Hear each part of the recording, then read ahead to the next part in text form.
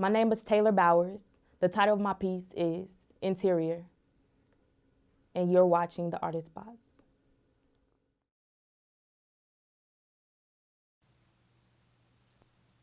You wear that mask, plastered on your face, painting you as perfect and blocking me from seeing the truest version of you. My reality be deteriorated, and my heart be fumbled with the same repeated lines that you were able to tell the girl before me and before her. You see, I sat and I listened as you strummed the strings of my guitar and planted your fingers along the keys of my piano as I opened. I opened up those walls that I fought so hard to build up. And I let you in. And I gave you your freedom to be happy for you and to hopefully make me happy too. You see, I looked at you as a piece of art, crafted so beautifully, so handsomely, so perfectly. You see, I thought I saw you for you. You see, but today, I choose not to be blinded by the idea of love. And not to drown myself in your playful waters. I choose to be a queen. The queen that my daddy brought me up to be.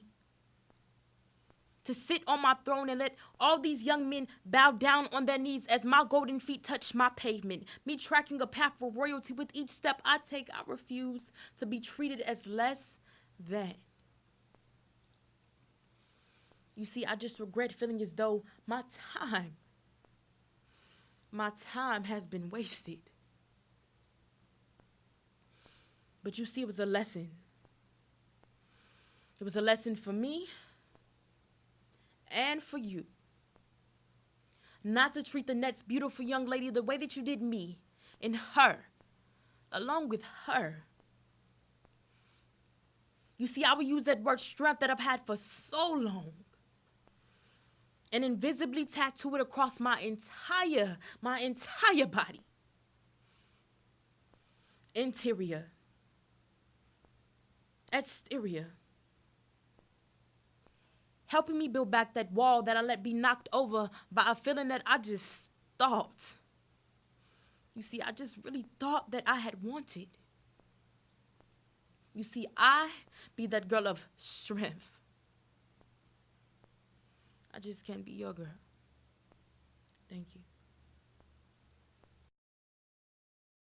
I first got into poetry when I was around 7 years old. I was inspired by my older sister, Toy. She's been writing poetry for a while, but she was too shy to really perform it and stuff.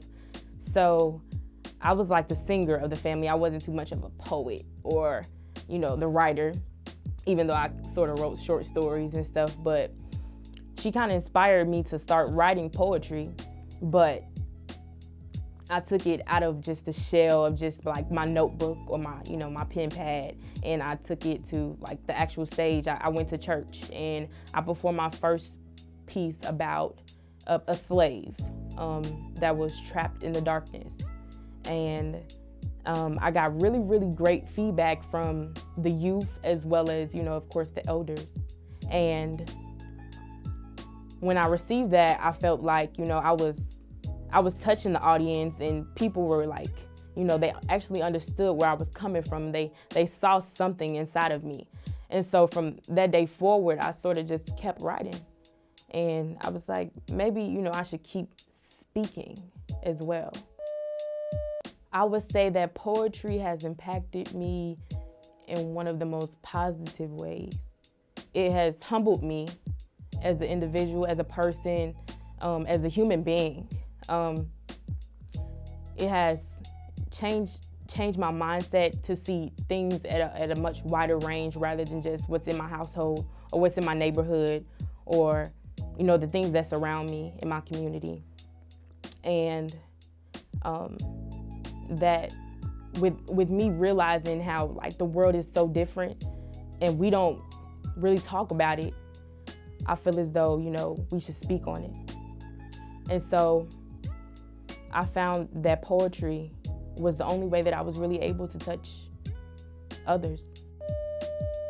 In the future, I want to use poetry just to impact the youth, because it's a lot of talented kids and they're so shy. They're really, really shy to just, perform in front of people or to even perform in front of their families at times, even their peers, because, you don't know what the response will be. But I want to be like an advocacy journalist. That's my goal in life. And so I also want to have like a nonprofit organization for poetry for kids. And I want that to, give the youth, as well as others, everyone is invited to it. But I want it to give them a voice outside of just their notebooks or in their heads, but for others to hear them as well.